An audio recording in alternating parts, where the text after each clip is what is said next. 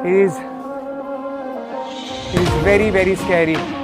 It is very scary over there. As you see, it's very scary and इन दृश्यों को देखकर आपको ये अंदाज़ा तो लग ही गया होगा कि जिस जगह के ये दृश्य हैं वहाँ पर लोगों के हालात कैसे होंगे।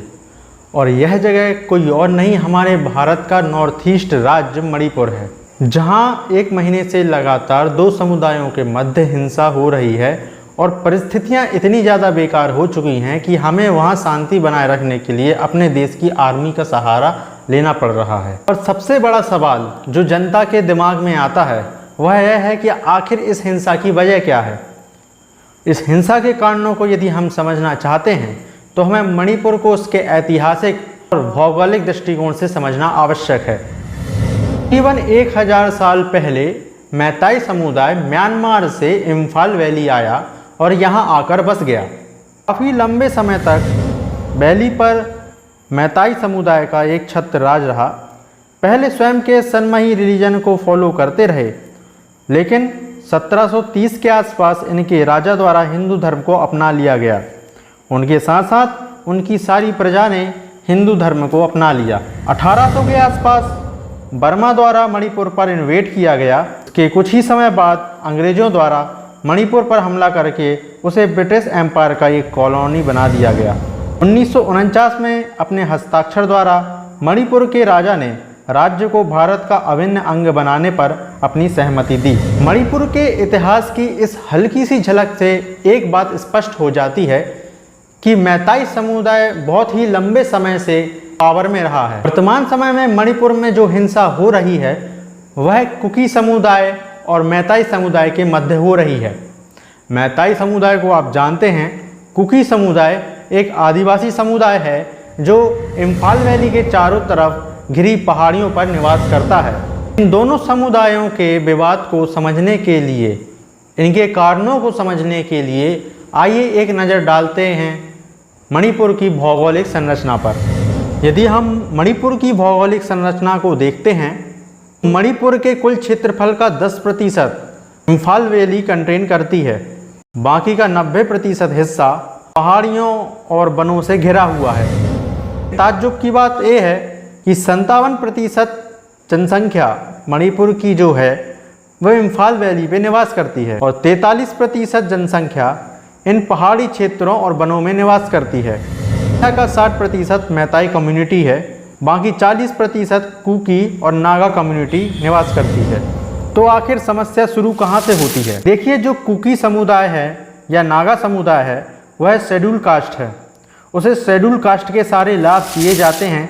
इम्फाल वैली में रहने वाले मैताई कम्युनिटी के लोग, यहाँ तक कि भारत का कोई दूसरा नागरिक भी मणिपुर में इम्फाल वैली को छोड़कर और कहीं पे भी ज़मीन को नहीं खरीद सकता। पहाड़ी क्षेत्रों में रहने वाले कुकी या नागा समुदाय के लोग चाहें तो इम्फाल वैली में आकर वहाँ पर ज़मीन खरीद सकते हैं, व्यवसाय कर सकते हैं। यही कारण है जो इन दोनों कम्युनिटी के मध्य विवाद का कारण बन रहा है। मैताई कम्युनिटी का मानना है कि वैसे ही हमारे पास बहुत कम ज़मीन है, लेकिन इसके बावजूद यहाँ इम्फाल वैली में लगातार भारत के अन्य राज्यों से और मणिपुर के पहाड़ी क्षेत्रों से आम लोग आकर या कुकी समुदाय के लोग आकर हमारी ज़मीनों को खरीद रहे हैं, जिससे लगातार हमारे लिए जगह कम होती जा रही है।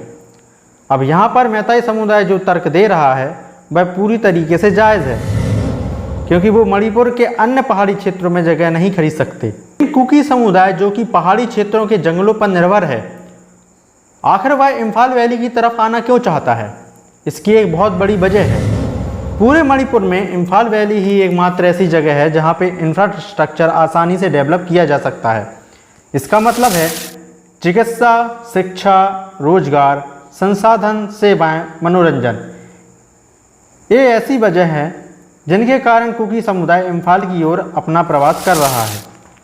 कहानी में ट्विस्ट तब आता है जब मैताई कम्युनिटी के कुछ लोगों द्वारा मणिपुर हाई कोर्ट में ये मांग की जाती है कि उन्हें एसटी कैटेगरी के अंतर्गत शामिल किया जाए। इस मांग के बाद जस्टिस एम.बी. मुरलीधरन के द्वारा स्टेट गवर्नमेंट को ये डायरेक्ट किया जाता है कि वह मणिपुर की मैताई कम्युनिटी को एसटी कम्युनिटी के अंतर्गत शामिल करें। यहीं से सारी हिंसा की शुरुआत होती है। पहले कुकी समुदाय द्वारा धरना प्रदर्शन किया जाता है, उसके बाद धीरे धीरे यह धरना प्रदर्शन हिंसा में बदल जाता है। की डेट में इस हिंसा में 100 से ज़्यादा लोगों की मौत हो चुकी है, 50,000 से ज़्यादा लोग घायल हैं और हमारी आर्मी को सामने आना पड़ा है इस सारी सिचुएशन को हैंडल करने के लिए। आने वाले समय में हम केवल ये उम्मीद कर सकते हैं कि आर्मी के द्वारा किए जा रहे प्रयासों से प्रदेश में शांति स्थापित हो जाए और ये जो सारी हिंसाएं हो रही हैं वो पूरी तरीके से बंद हो जाएं।